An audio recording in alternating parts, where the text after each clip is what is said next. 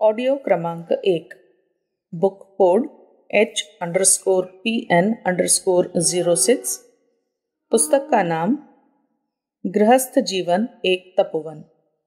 लेखक पंडित श्रीराम शर्मा आचार्य। बाल विवाह बंद क्यों नहीं होते? विवाह आयोजन होते रहने के कारण वे एक प्रथा प्रचलन में सम्मिलित हो गए हैं। लड़के लड़कियों को जैसे पालना, पोसना और पढ़ाना आवश्यक समझा जाता है, उसी प्रकार यह भी जरूरी मान लिया गया है कि हर लड़के या लड़की का विवाह होना ही चाहिए। इसके लिए उपयुक्त तरुणाई आने से बहुत पहले ही ढूंढ खोज आरंभ कर दी जाती है। कई वर्ग समुदायों में बाल विवाह का प्रचलन है।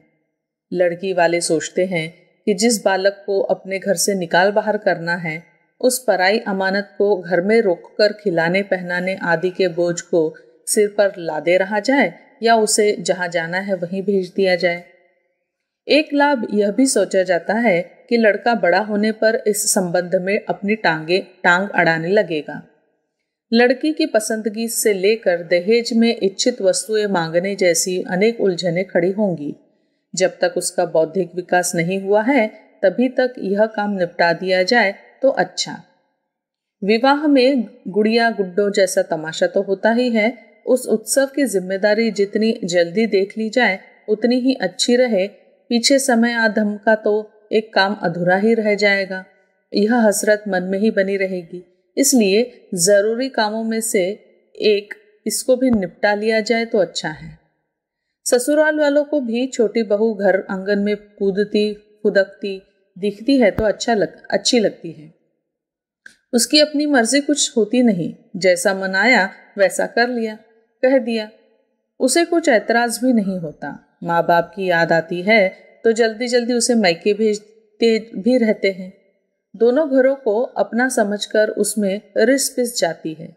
तरुणी होने पर इच्छित परिस्थितियां न मिले तो लड़की की अपनी इच्छा और परिस्थिति के साथ तालमेल बैठने न बैठने का झंझट रहता है। बाल विवाह के समर्थक प्रायः इन्हीं तर्कों को देते रहते हैं। इतना ही नहीं, वे अपनी इच्छा के विपरीत दूसरे पक्षों पर विचार न कर पाने का कारण जो सोचा गया है उसे ही सही भी समझते हैं और उसे कर भी डालते हैं। पर यह नहीं सोचते कि इस उतावली के कुछ दूसरे पक्ष भी हैं और वे अपेक्षाकृत अधिक वजनदार भी हैं। उनमें से एक यह है कि लड़की के पढ़ने लिखने का अवसर सदा सर्वदा के लिए चला जाता है। जितना अक्षर ज्ञान पिता के घर में प्राप्त कर लिया था वही विराम लग जाता है। बहू बनने के बाद लाज, शर्म, घूंघट, पर्दे के प्रतिबंध लग जाते हैं। बहुएं स्कूल पढ़ने जाए इसका कोई प्रचलन भी नहीं है। ससुराल में उनसे घरेलू कामों में लगने और बड़ी बूढ़ी महिलाओं का वजन हल्का करने की अपेक्षा की जाती है। रोटी कपड़ा जिसके लिए खर्चा जा रहा है उसके बदले में कुछ तो काम लिया ही जाए, यही व्यावहारिक गणित है। बहुएं भी सोचती हैं कि जब शादी हो ही गई और गुजारे के लिए जीवन भर का प्रबंध बन ही गया है तो पढ़ने लिखने की बात परिवार वालों के सामने रखकर क्यों उन्हें अप्रसन्न किया जाए। वे सोचेंगे कि बहू को कुछ काम धंधा करने में सहायता देने के लिए बुलाया गया है, यह तो उससे बचने और पढ़ाई का नया खर्च मांगने की फरमाइश पेश करने लगी। यह मांग पहले तो उठती ही नहीं, उठती है तो झिड़क दी जाती है। यह अवसर तो पिता के घर में कुमारी रहने तक ही था, सो अब चला गया। शिक्षा का महत्व नारी समाज में एक तो ऐसे ही नहीं समझा जाता। फिर कोई वधू उसके लिए अनुरोध आग्रह करे तो समझा जाता है कि यह कामचोर है, कोई बहाना गढ़ रही है। घरों की अन्य स्त्रियां बिना पढ़ी लिखी ही होती हैं। देवरानी, जिठानी, सास, छोटी बड़ी सास आदि सभी तो बिना पढ़ी होती हैं। फिर उनमें छोटी बहू पढ़ लिख जाए तो बात में अपनी योग्यता का परिचय देगी और अन्य को अपमानित करेगी। इसलिए यही अच्छा है कि उसे परिवार की अन्य महिलाओं का उदाहरण देकर सबकी तरह रहने के लिए जोर देकर कह दिया जाए। छोटे लड़कों का विवाह भी कम धूमधाम से होता है, इसलिए उनमें खर्च भी कम पड़ता है। ससुराल वाले थोड़े में ही खुश हो जाते हैं। लड़की की अपनी न निजी पसंद होती है न फरमाइश। सास ससुर घर में एक नई गुड़िया देखकर ही खुश हो जाते हैं। दहेज आदि की कोई बड़ी फरमाइश भी नहीं करते, जो मिला उसी से संतुष्ट हो जाते हैं। पड़ोसी संबंधी भी कोई बड़ी राशि या सौगात पाने पर भी जोर नहीं देते। बचपन में लड़के का मूल्य भी तो स्पष्ट नहीं होता। ऐसी दशा में उसकी बड़ी कीमत मांगी जाए तो किस बूते पर। थोड़े ही खर्चे में दोनों ओर का समारोह निपट जाता है। इन सुविधा सरलताओं को देखते हुए पिछड़े इलाकों में अभी भी बाल विवाह चलते हैं। अशिक्षित और पिछड़े वर्ग में विशेष रूप से। यद्यपि कानून के अनुसार लड़की की आयु 18 वर्ष और लड़के की 21 वर्ष न्यूनतम होनी चाहिए, पर इसका परिपालन शिक्षितों और शहरी लोगों में ही होता है। जहां शिक्षा व्यवस्था हो वहां लोग अपनी लड़कियों को भी लड़कों के साथ साथ पढ़ाते रहते हैं। पर जहां प्राइमरी स्कूल स्तर के स्कूल ही लंगड़ी लूली स्थिति में चल रहे हैं, वहां लड़कियों को दूर दराज के स्थानों में पढ़ाने कैसे भेजा जाए। बड़ी आयु की लड़कियों की सहशिक्षा अभी लोगों के गले नहीं उतरती है। इसलिए जब शिक्षा का द्वार बंद है तो लड़कियों का बोझ जल्दी उतारने में बरती जाने वाली उतावली समझदारी तो नहीं, पर स्वाभाविक तो पड़ती है। इसमें यह लाभ और सोचा जाता है कि छोटी उम्र की लड़कियों का स्व जागृत नहीं हुआ होता, इसलिए वे किसी भी परिवार में जाकर वहां की परिस्थिति को अपना भाग्य भविष्य मानकर किसी प्रकार उसमें तालमेल बिठा लेती हैं और बिना अधिक झंझट किए जीवन भर निभ जाती हैं। जबकि परिपक्व आयु की लड़कियों को अपने स्व का असाधारण रूप से बढ़ जाना नए परिवार में निभना कठिन पड़ता है। उन्हें अपने रूप का, शिक्षा का, पितृ परिवार का, दहेज का स्वावलंबी हो सकने का भान रहता है। फलतः वे एक सीमा तक ही परिवार में घुल पाती हैं। किसी का व्यंग, उपहास या कटुवचन, अपमान जैसे व्यवहार भी नहीं होता। अभ्यास न होने से दूसरी देवरानी जिठानी जितना काम भी नहीं कर पाती। ऐसी दशा में उन्हें सम्मिलित परिवार भारभूत लगता है और यदि पति कमाऊ हुआ तो आरंभ से ही अलग रहने की मांग करती हैं। परिवार के अन्य लोग सहमत न भी हों तो पति को कई प्रकार के दबाव डालकर सहमत कर ही लेती हैं। ऐसी दशा में संयुक्त परिवार से कमाऊ बेटे के बिछुड़ जाने पर उस लाभ से वंचित होना पड़ता है जो सम्मिलित रहने पर घर के सभी लोगों को मिलता। इस प्रकार का झंझट आगे चलकर खड़ा न होने पाए, इस दृष्टि से ससुराल वाले भी बड़ी उम्र की सुशिक्षित लड़कियां जिन घरों में पहुंचती हैं उनकी फजीहत देखते हुए इसके लिए तैयार हो जाते हैं कि लड़के का भी छोटी उम्र में विवाह कर लिया जाए। उसके दिमाग पर घर परिवार की जिम्मेदारी पड़ती है तो अपनी गतिविधियों के निर्माण में समझदारी का परिचय देने लगते हैं। अपने को घर गृहस्थी वाला समझते हैं और उस शगुल में नहीं पड़ते जिसमें अल्हड़ आयु के जोशीले लड़के पड़ते और कुसंग में पड़कर कहीं के कहीं चले जाते हैं। आवारागर्दी कुंवारे लड़कों में ही अधिक देखी जाती है। विवाहित होने पर तो मन घर में भी रमने लगता है, इसलिए उच्छृंखलता अपनाने की संभावना कम ही रह जाती है। यही बात लड़कियों के बारे में भी है। लड़कियां जब बड़ी होने लगती हैं तो स्कूल कॉलेजों में उन्हें फैशन परक वेश विन्यास बड़प्पन का चिन्ह मालूम पड़ने लगता है। घर की स्थिति अच्छी न होने पर भी वे अपना रहन सहन, बनाव श्रृंगार बनाती तो भोलेपन में हैं, किंतु वही उनके दिमाग को खराब करने के लिए काफी होता है।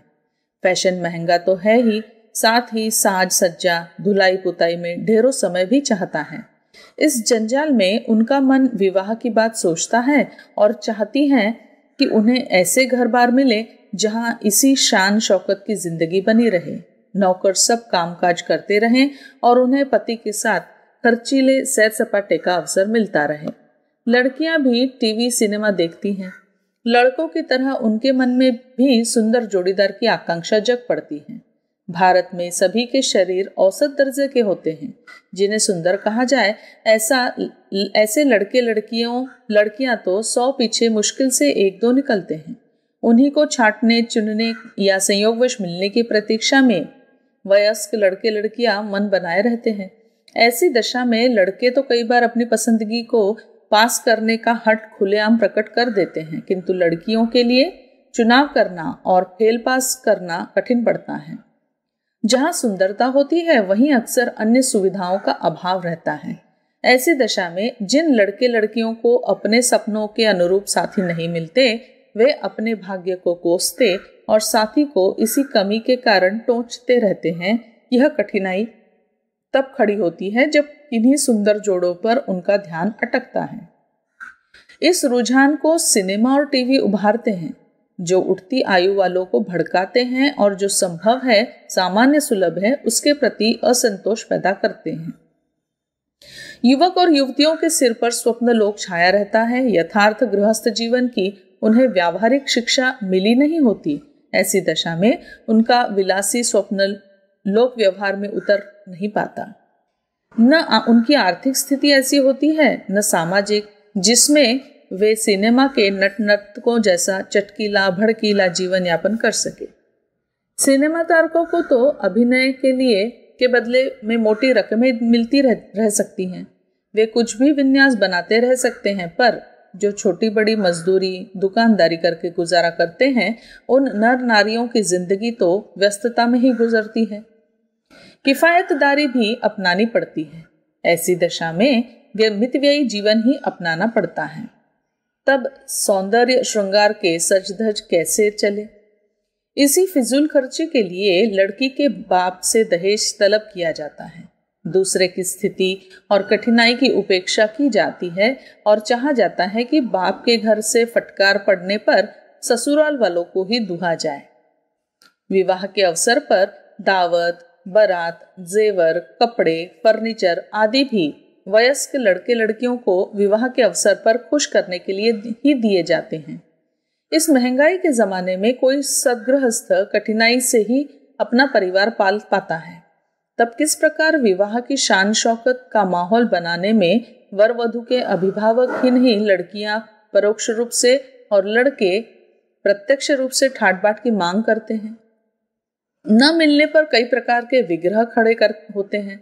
लड़की लड़कों के बीच ही नहीं, वर वधू के बीच भी इसी प्रश्न को लेकर खाई पैदा हो जाती है और उसके ऐसे दुष्परिणाम सामने आते हैं जिनके रोमांचकारी विवरण आए दिन समाचार पत्रों में पढ़ने के लिए तथा लोक चर्चा में सुनने को मिलते रहते हैं।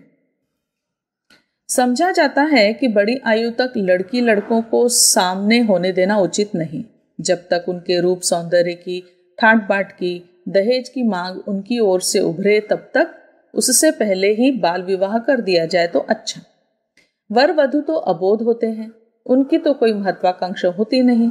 अभिभावक अपेक्षाकृत समझदार होते हैं, अपनी और सामने वाले की हैसियत समझते हैं, इसलिए किफायतदारी में ही उस झंझट को निपटा लेते हैं और अनुभव करते हैं कि उनके सिर का एक बड़ा बोझ उतर गया। बाल विवाह से जो दुष्परिणाम उत्पन्न होते हैं उसकी तुलना में यह सुविधाएं नगण्य हैं। इसका उन्हें ज्ञान ही नहीं होता। इस अंधेर गर्दी में अभी तक बाल विवाहोत्सवों का प्रचलन देहाती पिछड़े क्षेत्र में चल रहा है। लोक मान्यता के आगे कानूनी प्रतिबंध भी अपने को अशक्त अनुभव करते हैं। यदि इस कुप्रथा को हटाना है तो लोक चिंतन में समाई हुई उपरोक्त मान्यताओं को निरस्त करना पड़ेगा। लाभ पक्ष जो लोगों के मनों में समाये हुए हैं वे क्यों गलत हैं, यह समझाना पड़ेगा और गले उतारना पड़ेगा कि जो लाभ सोचे गए हैं वे उथले हैं और वे गहरे हैं जो इस कुप्रथा को के उन्मूलन हेतु दिए जाते हैं।